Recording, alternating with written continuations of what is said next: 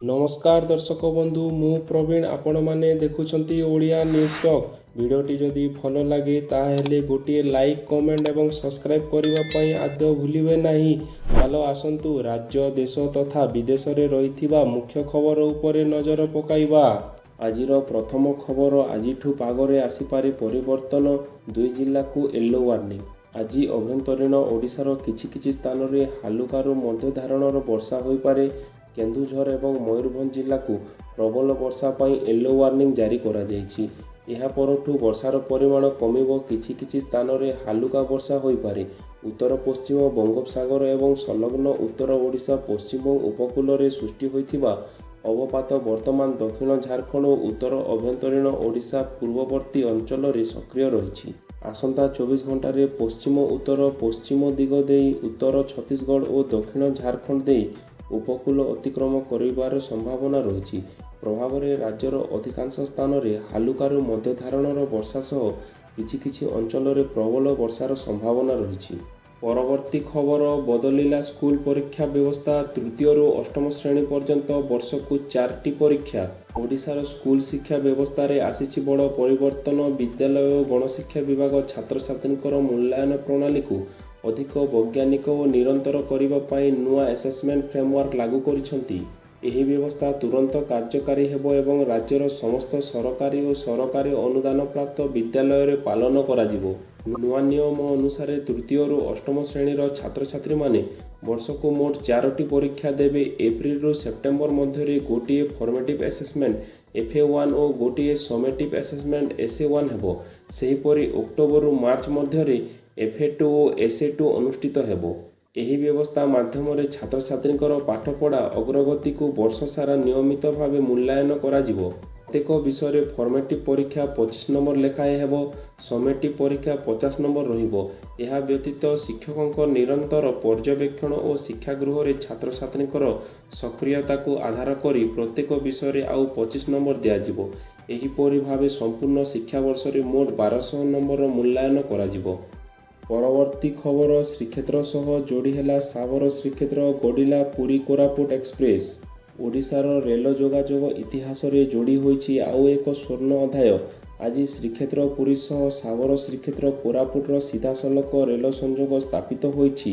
ମୁଖ୍ୟମନ୍ତ୍ରୀ ମୋହନ ଚରଣ ମାଝୀ ଓ କେନ୍ଦ୍ର ରେଳମନ୍ତ୍ରୀ ଅଶ୍ୱିନୀ ବୈଷ୍ଣବ ମିଳିତ ଭାବେ ପୁରୀ ରେଳ ଷ୍ଟେସନରୁ ପୁରୀ କୋରାପୁଟ ଏକ୍ସପ୍ରେସକୁ ସବୁଜ ପତାକା ଦେଖାଇ ଶୁଭାରମ୍ଭ କରିଛନ୍ତି।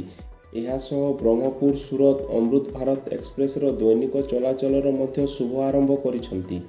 ନୂଆ ପୁରୀ କୋରାପୁଟ ଏକ୍ସପ୍ରେସ ପୁରୀ ଖୋର୍ଦ୍ଧା ଭୁବନେଶ୍ୱର ଅନୁଗୁଳ ସମ୍ବଲପୁର ବଲାଙ୍ଗୀର ଟିଟିଲାଗଡ଼ ରାୟଗଡ଼ା ଓ ଦାମନଯୋଡ଼ି ଦେଇ କୋରାପୁଟକୁ ସଂଯୋଗ କରିବ। ପରବର୍ତ୍ତୀ ଖବର ମୋଟରଯାନ ଆଇନରେ ବଡ଼ ପରିବର୍ତ୍ତନ। ବାରମ୍ବାର ଟ୍ରାଫିକ୍ ନିୟମ ଭାଙ୍ଗୁଥିବା ବ୍ୟକ୍ତି ଦେବେ ଡ୍ରାଇଭିଂ ଟେଷ୍ଟ। ମୋଟରଯାନ ଆଇନରେ ଆଗକୁ ହୋଇପାରେ ବଡ଼ ପରିବର୍ତ୍ତନ। ବାରମ୍ବାର ଟ୍ରାଫିକ୍ ନିୟମ ଉଲ୍ଲଂଘନ କରୁଥିବା ବ୍ୟକ୍ତି ଡ୍ରାଇଭିଂ ଲାଇସେନ୍ସ ନବୀକରଣ ଚାହିଁଲେ ସେମାନଙ୍କ ପାଇଁ ବାଧ୍ୟତାମୂଳକ ହୋଇପାରେ ଡ୍ରାଇଭିଂ ଟେଷ୍ଟ। ସେହିଭଳି ସଡ଼କ ଦୁର୍ଘଟଣା ପୀଡ଼ିତ ଓ ସେମାନଙ୍କ ପରିବାରକୁ ମିଳିବ ଅନ୍ତରୀଣ କ୍ଷତିପୂରଣ। ଏନେଇ ପୂର୍ବରୁ ଥିବା ମୋଟରଯାନ ଆଇନରେ ସଂଶୋଧନ ଆଣିବାକୁ ଯାଉଛନ୍ତି କେନ୍ଦ୍ର ସରକାର। ନୂଆ ଡ୍ରାଇଭିଂ ଲାଇସେନ୍ସ କିମ୍ବା ନବୀକରଣ ପାଇଁ ମେଡିକାଲ ସାର୍ଟିଫିକେଟ୍ ଦାଖଲ କରିବା ବୟସ ସୀମାକୁ 40ରୁ 60 ବର୍ଷ ବଢ଼ାଇବାକୁ ମଧ୍ୟ ସରକାର ପ୍ରସ୍ତାବ ରଖିଛନ୍ତି। ସେହିଭଳି ମୋଟର ଆକ୍ସିଡେଣ୍ଟ କ୍ଲେମ୍ ଟ୍ରିବ୍ୟୁନାଲ MACTକୁ ଅଧିକ କ୍ଷମତା ଦେବାକୁ ଯୋଜନା ରଖିଛନ୍ତି ସରକାର। ଫଳରେ ସଡ଼କ ଦୁର୍ଘଟଣାରେ ଆହତ କିମ୍ବା ମୃତଙ୍କ ପରିବାରକୁ ଅନ୍ତରୀଣ କ୍ଷତିପୂରଣ ଦିଆଯାଇପାରିବ। ପରବର୍ତ୍ତୀ ଖବର ଅଗ୍ନିବୀରଙ୍କ ପାଇଁ ଖୁସି ଖବର। ସେନାରେ ବଢ଼ିବ ସ୍ଥାୟୀ କୋଟା। ଅଗ୍ନିବୀର ଯୋଜନା ଦେଶର ସବୁଠାରୁ ଚର୍ଚ୍ଚିତ ସାମରିକ ପଦକ୍ଷେପ ମଧ୍ୟରୁ ଗୋଟିଏ। ଏହି ଯୋଜନା ଅଧୀନରେ ସୈନ୍ୟମାନଙ୍କୁ କେବଳ 4 ବର୍ଷ ପାଇଁ ନିଯୁକ୍ତି ଦିଆଯାଇଥିଲା। କିନ୍ତୁ ଅଗ୍ନିବୀରମାନେ ଖୁବ୍ ଶୀଘ୍ର କିଛି ଭଲ ଖବର ଶୁଣିପାରନ୍ତି। ଚଳିତ ବର୍ଷ ପ୍ରଥମ ବ୍ୟାଚ୍ ଏହାର 4 ବର୍ଷର କାର୍ଯ୍ୟକାଳ ପୂରଣ କରିବାକୁ ଯାଉଥିବାରୁ 3ଟି ସଶସ୍ତ୍ର ବାହିନୀରେ ଅଗ୍ନିବୀରଙ୍କର ସ୍ଥାୟୀ ନିଯୁକ୍ତି ବୃଦ୍ଧି କରିବା ସମ୍ପର୍କରେ ଆଲୋଚନା ତୀବ୍ର ପାଇଛି। ବର୍ତ୍ତମାନ ନିୟମାବଳୀ ଅଗ୍ନିବୀରଙ୍କର 4 ବର୍ଷ କାର୍ଯ୍ୟକାଳ ସମାପ୍ତ ହେବା ପରେ ସର୍ବାଧିକ 24%କୁ ନିୟମିତ ସୈନିକ ଭାବରେ ରଖିବା ପାଇଁ ଅନୁମତି ଦିଏ। କିନ୍ତୁ ଚର୍ଚ୍ଚା ହେଉଛି ଭାରତୀୟ ନୌସେନା ପ୍ରାୟ 75% ଅଗ୍ନିବୀରକୁ ରଖିବାର ପ୍ରସ୍ତାବ ଦେଇପାରେ। ସେନା ଏବଂ ବାୟୁସେନା ମଧ୍ୟ ବର୍ତ୍ତମାନର 25% ସୁରକ୍ଷଣ ସୀମାକୁ ପ୍ରାୟ 50% ବୃଦ୍ଧି କରିବା ପାଇଁ ଚେଷ୍ଟା କରୁଛନ୍ତି। ତଥାପି ସରକାରୀ ସୁରକ୍ଷଣ ସୀମା ବର୍ତ୍ତମାନ ପାଇଁ 25% ରହିଛି।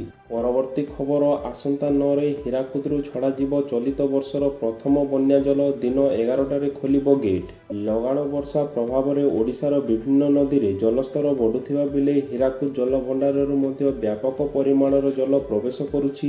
ଏହାକୁ ଦୃଷ୍ଟିରେ ରଖି ଆସନ୍ତା 9 ଜୁଲାଇରେ ହୀରାକୁଦ ବନ୍ଦର ପ୍ରଥମ ଗେଟ୍ ଖୋଲାଯିବ। ଏହା ସହିତ ଚଳିତ ବର୍ଷର ପ୍ରଥମ ବନ୍ୟା ଜଳ ମହାନଦୀକୁ ଛଡ଼ାଯିବ। ଦିନ 11ଟାରେ ହୀରାକୁଦ ବନ୍ଦର ପ୍ରଥମ ଗେଟ୍ ଖୋଲାଯିବ ବୋଲି ସୂଚନା ମିଳିଛି। ଗେଟ୍ ଖୋଲାଯିବା ପରେ ମହାନଦୀର ତଳମୁଣ୍ଡ ଅଞ୍ଚଳରେ ଜଳସ୍ତର ବଢ଼ିବାର ସମ୍ଭାବନା ଥିବାରୁ ନଦୀ ଉପକୂଳବର୍ତ୍ତୀ ଅଞ୍ଚଳକୁ ସତର୍କ ରହିବାକୁ ପରାମର୍ଶ ପ୍ରଦାନ କରାଯାଇଛି। ପରବର୍ତ୍ତୀ ଖବର, SIR ଚିଠା ତାଲିକାରେ ଆପଣଙ୍କର ନାଁ ଅଛି ତ? ୱେବସାଇଟରୁ କିପରି ଜାଣିପାରିବେ? ପ୍ରଥମେ ନିର୍ବାଚନ ଆୟୋଗ ୱେବସାଇଟକୁ ଯାଇ search your name in the voter ଲିଷ୍ଟରେ କ୍ଲିକ୍ କରନ୍ତୁ। ପରେ ନିଜ ରାଜ୍ୟରେ କ୍ଲିକ୍ କରି ନାମ, ଜନ୍ମ ତାରିଖ ସହ ନିର୍ବାଚନ ମଣ୍ଡଳୀ ତଥ୍ୟ ଦେଇ ଯାଞ୍ଚ କରିପାରିବେ। ଗ୍ରାମାଞ୍ଚଳରେ ଅଧିକ ପାଠ ନ ପଢ଼ିଥିବା ବ୍ୟକ୍ତି BLO ବା ରାଜନୈତିକ ଦଳ ଗୁଡ଼ିକ ଦେଇଥିବା ଏଜେଣ୍ଟଙ୍କୁ ଯୋଗାଯୋଗ କରି ମଧ୍ୟ ଜାଣିପାରିବେ। ତେବେ ନାଁ କଟିଥିବା ବ୍ୟକ୍ତି ଫର୍ମ 6 ଜରିଆରେ ଆବେଦନ କରି ଗୋଟିଏ ମାସ ସମୟ ଭିତରେ ନିଜ ନାଁ ଯୋଡ଼ିପାରିବେ।